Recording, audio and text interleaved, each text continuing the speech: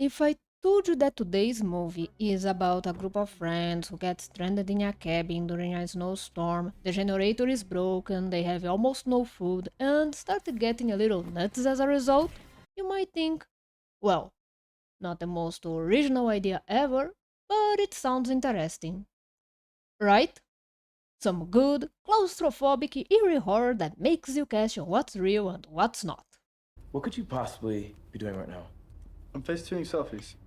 Or we could go for bland, boring, and annoying. According to Snowfalls, this is the better option.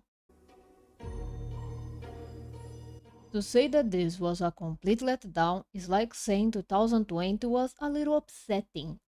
This movie was shot in 6 days, and you know what? It shows. Not so much to make you go, wow, how impressive, and more likely to make you go, did no one bother to shoot more than one take? I'm Dr. Midnight, grab some hot cocoa and let's dissect Snow Falls. We start with, or else, some drone shots before we see your residential merry group of friends going to spend a few days together in some random location. In this case, a cabin. Lovely, huh? They might as well have gone to Crystal Lake for all the fun they'll be having. Also, I swear the soundtrack makes me think of a Christmas horror movie, like Krampus or something. I'm almost expecting the villain to be Rudolph. Snowball's top-rated radio station. A highly contagious SARS-like virus seems to be spreading rapidly. Yeah, I heard we had a little accident on the virus lab last week. Sorry. Now, this actually plays a part later in the movie, so take note. For now, it's time to deal with some typical first scene dialogue that tries to introduce us to the characters. Get ready for some also natural lines. I thought you said you weren't gonna study at the cabin. Yeah, well, Kit refuses to wear a seatbelt, which I think is worse. It's natural selection, so. Natural selection. I know I'll never make it to Hollywood in any capacity whatsoever, but this whole scene feels like the actors were told to make the dialogue up as they go. But okay, okay. Maybe it's just a bumpy start and things will get better. Right? Right? Well, except for the company, it seems they are in for a good time, huh? Oh, wait, the signal is not exactly the best around here. I guess that's why they all look as excited as a kid in math class. Yay, new year with our friends, hey, whatever. But then again, it's not like those people are the most unique characters you ever see. Yeah, let me get this out of the way. They all come from your basic horror movie stereotype buffet. Literally. We have the party boy, Kit, the extra girl who's there just to die, M, the rich boy whose parents own the cabin, River, the extra guy with no personality, Andy, and the mature and wise heroine we're all supposed to root for even though she's as bland as paper, Eden. And we're stuck with those morons for the whole movie. Oh joy, oh joy. And again, the writing doesn't help things. I'm really sorry I didn't make it to the funeral. It's okay. Nobody ever knows what to say. I just think that you don't want to admit you have FOMO. I cannot confirm nor deny. You guys have fun. I wish I was there. I just don't think it's normal that my stomach is always this sensitive. Trust me. Med student. Oh dear, I thought we were getting a degree in bad exposition dialogue. I know that sometimes you really need that sort of thing, but come on! Won't you at least try to make the sound a little bit more like a normal conversation? Great job cutting all of that. Okay. Stuff. Yay. Who writes this stuff anyway? So they have fun, relax, celebrate New Year's, or just shoot some stock footage. The movie tries to convince us that there's a chance of chemistry between those two, and I'm already hoping for the snowstorm that will put them out of my misery. Blizzard conditions, heavy snowfall, back-to-back storms produce widespread... Shit, that sounds kinda bad. Too bad the movie will never be able to convince us of that. No. It doesn't take too long for the shit to hit the frozen fan as the power goes out and the generator is out of gas. But that's okay. River assures them that the power will be back in a day or so. Probably. For now, they can stay in the living room and take precautions so the cold air won't get in. That's all fine and good, but a quick question. This cabin is located in a snowy area, rather isolated apparently, and you have no extra gas.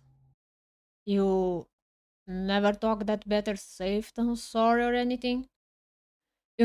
If all of them die, I don't think it would be exactly a huge loss for humanity's genetic pool. Wakey, wakey, friends! I think the correct response is to claw his eyes out with your fingernails, but whatever. The power is still out, but they decide to not use the gas from the car because they'll need it to leave once the roads clear up. Okay. With no service and not much firewood left, they lie around doing nothing. Great, huh? What could you possibly be doing? Do something! Do something! Do something! You know how people say that if you're best friends, even a walk in the desert can be fun? Yeah, this is the complete opposite of that. I know the situation is not ideal, but it's been less than a day. At least talk with each other, play a game, have sex. It's not like we're expecting anything original by now. Maybe we should stop drinking. Prevents your body from keeping the core body temperature warm in colder weather. There are probably 10 other ways you could have said that without sounding all we're doomed, chan chan chan chan. Not that her talking about her dead mother later that night sounds any better. I'm cold. Me too. That's actually the last thing she said to me. Let me get this straight. Those were the last words her mother said to her. She's still grieving. Yet she's all game for spending New Year's in a cabin surrounded by snow. What would she do if her mother had said she was feeling warm? Go explore a volcano? Look, I don't mind when the characters have a trauma or are going through some tough time. In the right hands, this can help their arc and development, or justify why they behave in a certain way. But this is a case of, well, this character is as deep as a puddle, let's add some trauma to make her more interesting. They don't even do anything with it. They just show her weeping once, give her a hallucination later, and that's it. Oh my, such a complex and fascinating character now. The next day the roads still look pretty bad, so no way they can leave.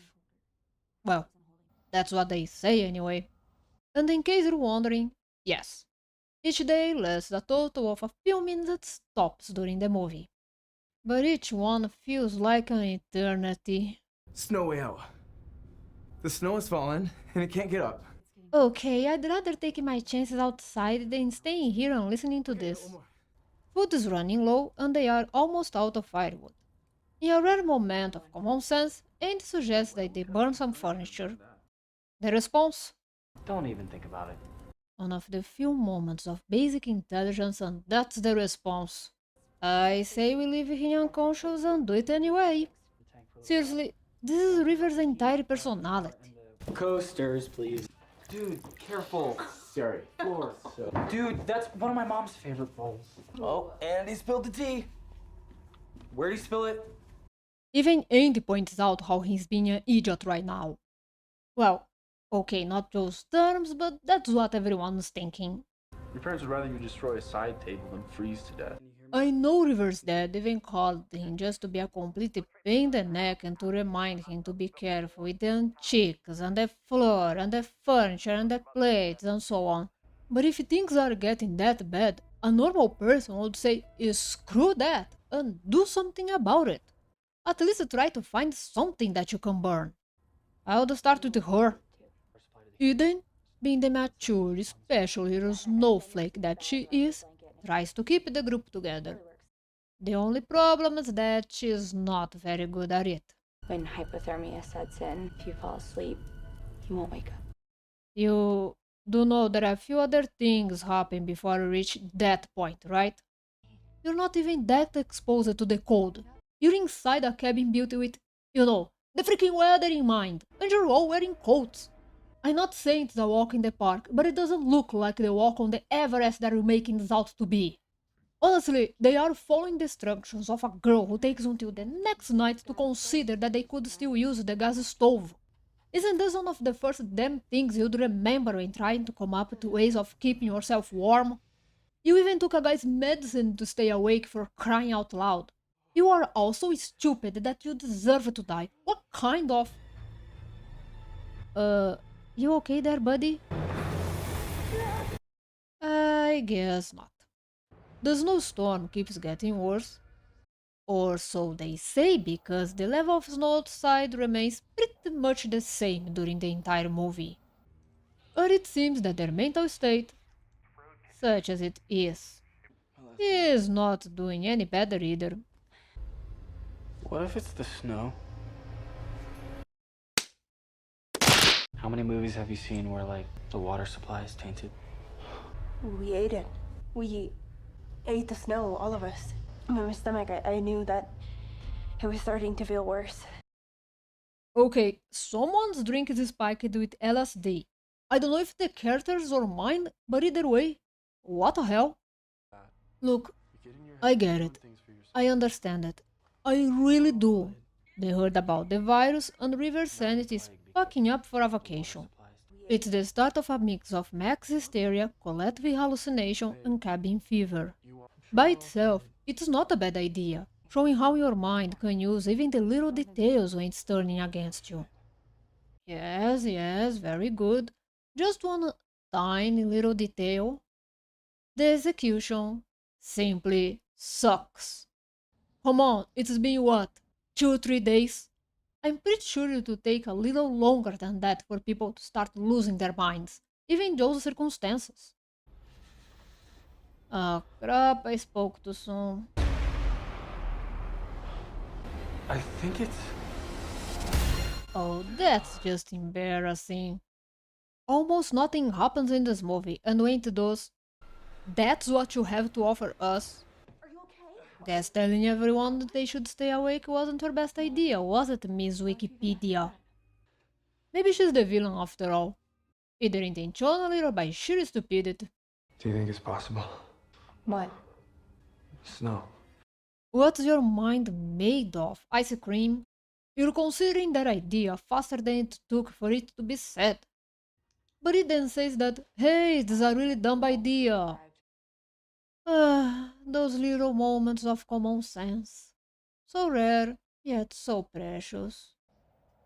The next day, Kit tries to improve the mood by sharing his New Year's resolution. How interesting. What's your New Year's resolution? To get away from you people. Hey, turns out that Amy has the same feeling. They get her out of the cold and try to warm her up. She said it was because it was warm out there.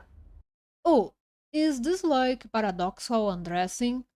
When the body can't regulate its temperature and the brain perception gets messed up to the point that the person may think that it's so warm that they start to undress? You do know that this happens during severe hypothermia, right? I get that they haven't been sleeping and it's cold, but again, I don't think it's enough for any of them to reach that point. River also says that he can't stop thinking about the snow and about something being in it. Oh, take it easy, okay? Frozen wasn't this obsessed with snow. This makes Eden and the others considering that he might be on a train to Cray Cray Land. No, really? Do you think? Eden tells them about mass hysteria and also about the urban legend of the Russian experiment because sure, why not? And even after hearing that, they don't consider that, you know what? Maybe this girl has absolutely no idea of what she's talking about. I'm just driving home the point that there's no evil snow. I need to make this clear to the audience, otherwise they'll think they're watching the Snow Wonderland remake of The Happening. They finally decided to take the gas from the car and put it in the generator. And who gets to do it? The guy who just said is losing his mind. How does that work out for you? You know, just because the character's brain are messed up, it doesn't mean ours are. We can't spread it. What? The virus, or whatever it is. This isn't mass hysteria, it's mass stupidity. Those three just had a conversation about Rivers and M's deteriorating mental state.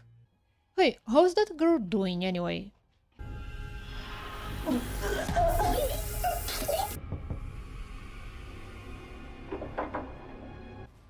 Oh, that's not good.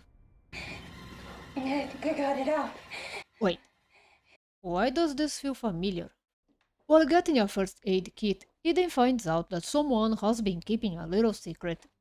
She confronts him later, he goes out. I was just keeping it from when the food ran out. She convinces him to share it now, blah blah blah blah. But something interrupts their little conversation. About damn time.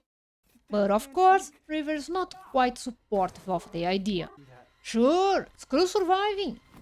Look, if you're going for that, he lost his sense of perspective, the missed style. Okay, but you really need to put more effort into it. Because this character has no other personality traits, this doesn't quite feel like the insanity is taking hold. It's just being the same moron he has been all this time. Oh man, I got his blood on the table. My parents are going to kill me. Hey, if they don't, Em will. She seems to be doing pretty well considering that they said she's going to die if they don't take her to a hospital soon, huh? Eden hears her phone, and it seems like it's their friend from earlier. Of course it's him. I'm cold. I think she's crazy. Yeah. You're a medical professional, trained to deal with high-stress situations with a smile. I don't think you're capable of dealing with a case of allergies. We have a River going out. Oh, he was one of my best friends. I didn't mean to hurt him. Even though those two barely talk during the entire movie, and Kit decides that he's going to try and find help. I think he just realized that this place turned into a madhouse and he prefers to take his chances outside. No offense, but you're kind of a wild card too. See, that's what I said. He has a brief hallucination because, well, everyone has had theirs already, and the movie needs to make sure the audience knows exactly just how good his chances really are. Okay, can I just say that half of Joe's hallucinations really suck? I don't even mean the effects, I mean just their nature. You could have gone about this whole thing in several different ways. Maybe make the snow move in a way that looks like there's someone or something outside. Have the characters notice things out of place, so we wonder if they did it and don't remember or not. You know, things that would escalate and actually blur the lines between what's real and what's not for the audience. Sometimes, just a small detail can make a huge difference. We are already expecting those morons to go nuts. We are already expecting things to go bad. So in order to go beyond just expectations and make this work, you need to be creative. And sure, if you just want to show how far into Lululand the characters are rather than to keep the audience guessing, go for it. But you still need to do it in a way that keeps people engaged. It would be far more interesting if the hallucinations had something to do with the characters. Yeah, hallucinations don't work that way, but this is a movie. The snowman comes to life and bashes its CGI head against the window. Weird and lame, but it was at least snow related. Eden gets a call from a friend and he says the same last words that her mother said. Okay, it's at least connected to the character and the plot. Amy throws up some snow. It's connected, yes, but it's not creepy in any way, regardless of the circumstances. At least add something to the snow. Maybe worms or a black substance. Just anything that would make this actually disturbing. And this here, it's completely random. It has nothing to do with the character or the plot or the scenario, it's just something weird. It's like they run out of ideas and pick the first thing that Google spitted out when they typed creepy image in. Oh gee, that took you what, 5 seconds? So he leaves and of course, Miss Dumbass and Mr. Furniture here is still haven't learned the lesson about leaving this girl alone. And she goes to the car hoping it still has enough gas to keep her warm. In the middle of the night, with the snow level still pretty low, and no snow falling around her. You know what? By this point, I would prefer if this was about some strange virus making people go insane, because it's the only way that this makes any sense. I'm willing to part with my mother's antiques. Personal growth. I'm all for it. No, honey, it's his survival instinct finally getting through a sea of stupidity and bad writing. Or maybe he's just thinking, hey, I can't bond this girl if we're dead. And only now do they also realize that their friend left the damn house again. You all actually hate each other, don't you? They decided to go looking for Kit, and apparently don't have to walk more than 5 damn steps. I've already talked about the paradoxal undressing, so whatever. They strip off all their clothes, like they're burning up. Yeah, we're supposed to watch this and believe that is the equivalent of the Dyatlov Pass. This is all we have left. You have it. Why are you so good to me? Oh, he's just a good person, you know, who cares so much about others. No, you little idiot, this guy has been walking around since the beginning of the movie with a sign that says, I want to get into your pants. He even said that he was keeping the food to give it to you when there was literally nothing left, meaning that he couldn't care less if the others starved if it meant a chance of getting points with you. Besides, do you realize that if he didn't value the wood around more than his friends' lives, half of this wouldn't have happened? Speaking of getting a fire going, I meant a literal fire. River goes to chop down some furniture. But of course, he can't keep his sanity for more than 5 minutes. And because they want to make sure you know that this isn't real, they even added some echo to Hallucination Eden's lines. Doesn't a hot shower sound nice? Because if the movie didn't treat you like you have a brain up to this point, why start now? And of course it takes Winterland on Acid Barbie here some time to realize she can hear him chop down wood. You know, this would be a lot more tragic if what killed them wasn't their own stupidity. Maybe they can at least win a Darwin Award. But oh, it seems the power is back. So she takes him outside, after he took a cold shower. Well, we have already made it clear that she's not very smart. And they can already hear the sirens of a police car, because the roads have to stay out of commission until the movie needs them. Yay, they're safe. Or are they? Are there any other survivors? Just us. Me and River. Oh, who saw that coming? And we don't even get a proper reaction from Eden. No denial, no crying, she just looks like she's waiting for the director to yell cut so she can grab her paycheck and run away. And to be fair, can we blame her?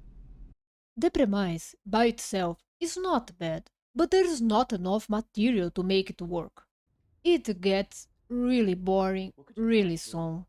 Sure, this is the sort of movie that works better with a slow pacing, but that isn't the same as having your characters lying around doing nothing for most of the scenes. Especially when they are so bland that they end up being annoying. I never once believed they were friends, let alone cared whether they would survive or not. There are some relatively good moments, and some of the performances are decent enough, but as I said, they are not enough to save this movie. I think I would have liked this more if Eden was indeed the villain. Maybe if she was manipulating her friends into going crazy. Or maybe if this really was a life-threatening situation and she was willing to let them die to ensure her own survival. Then this would have been at least a little more interesting. But as it is, this movie is lost in a blizzard of cliches. If this was shot in 6 days, then it feels like it was written in an hour. Thanks so much for watching. Hey, if you got to this point, then you probably liked the video, so why not subscribe for more? See you in your next session, everyone. Stay safe.